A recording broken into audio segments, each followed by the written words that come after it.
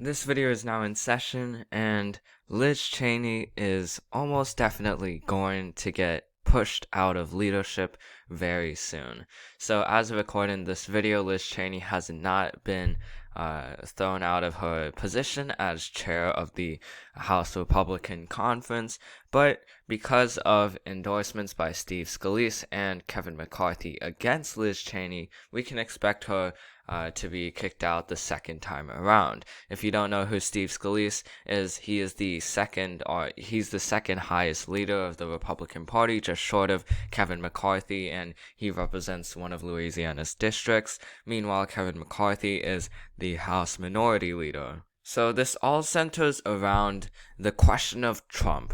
Is Trump what the GOP wants to keep entertaining in the future? Because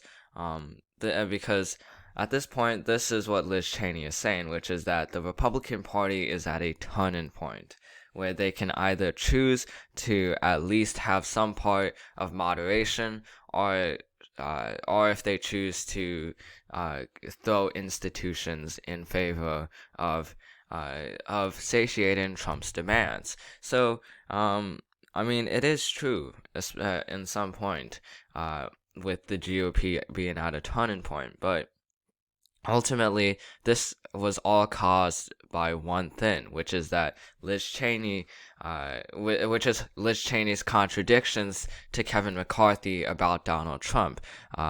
Kevin McCarthy wants to supposedly move on from January 6th and also morph the January 6th story into something a little bit less than what it is.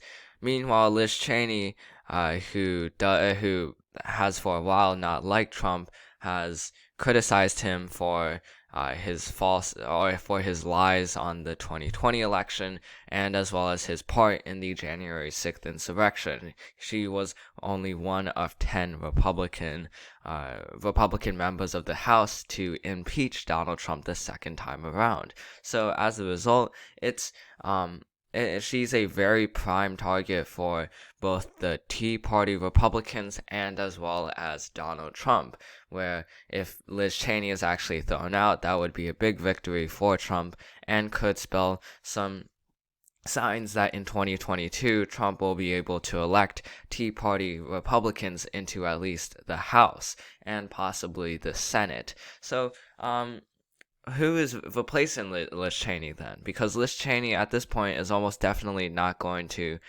stay on House leadership. If she does, that would be a very huge blow to the conservative, or to the far right conservative movement. But in the case that Liz Cheney is actually thrown out, who would replace her?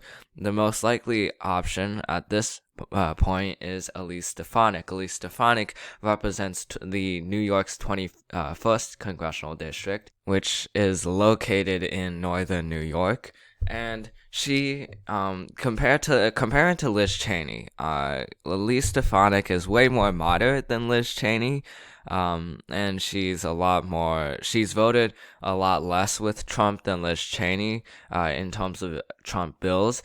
But there is one difference between Elise Stefanik and Liz Cheney, which is that Elise Stefanik, entertains the idea that the 2020 election was rigged, or at the very least had some impurities with how it was conducted. Liz Cheney does not think that there was any fraud in the election based on evidence, but Elise Stefanik says otherwise. So because of that one statement alone, because of that one difference, she has a much better chance than Liz Cheney at the GOP leadership.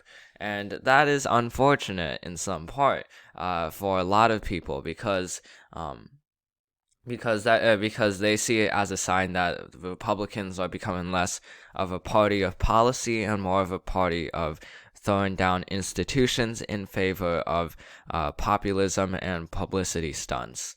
Meanwhile, Republican defendants, a lot of defendants, are saying that Liz Cheney is screwing up the GOP's message, and that as a result, Elise Stefanik would help secure asynchronous message for America and allow the GOP to retain the House, or not retain, but gain the House in 2022. Now, ultimately, what happens here will most likely not affect the 2022 House elections, and that is essentially why Liz Cheney is also able to be thrown out, which is that in 2022, through redistricting alone and through Democratic retirements like Cherry Bustos and as well as Charlie Crist in Florida, then as a result, Republicans have an easy path to win the House majority in 2022. So they don't have to worry if this kind of thing will be a setback for them in moderate locations because all they need to do is appease to their core voters and less to swing voters, and they'll still be able to win in House elections. And as a result, the only repercussion that could come from this is through the Senate.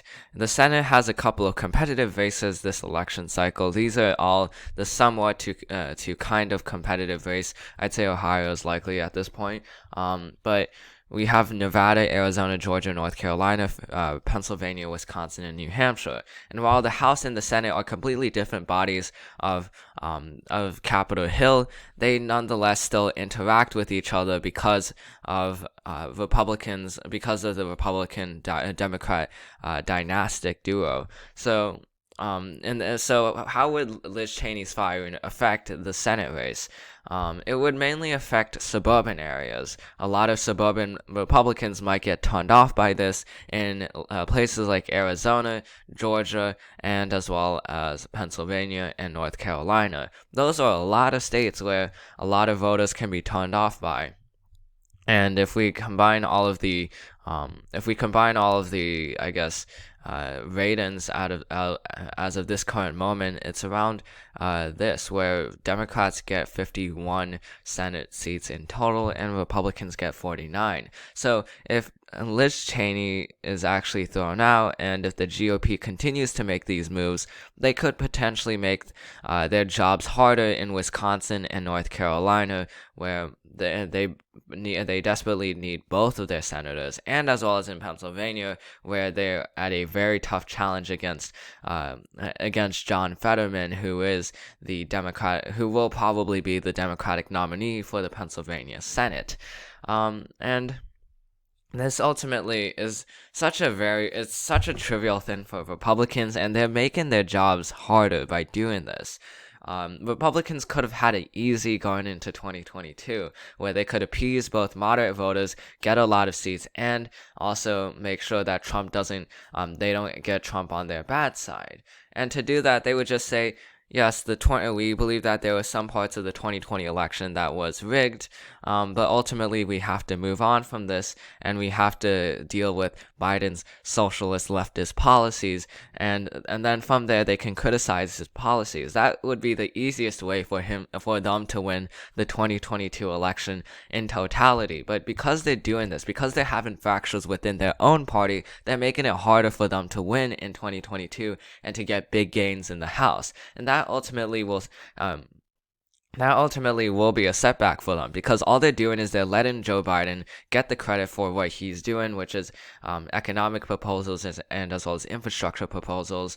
Meanwhile, they get no credit at all because they're spending time on fighting within themselves rather than fighting for Americans.